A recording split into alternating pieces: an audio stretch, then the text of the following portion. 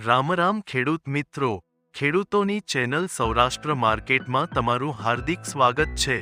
આપણે આ વિડીયોમાં જાણીશું જસદણ માર્કેટ યાર્ડના ભાવ, પણ તે પહેલા જો તમે ચેનલમાં નવા છો તો નીચે આપેલ સબસ્ક્રાઇબ બટન પ્રેસ કરી ચેનલને સબસ્ક્રાઇબ કરો અને બેલ આઇકનને ઓન કરી દો જેથી કરીને દરરોજના તાજા ભાવ તમે સૌપ્રથમ જાણી શકો।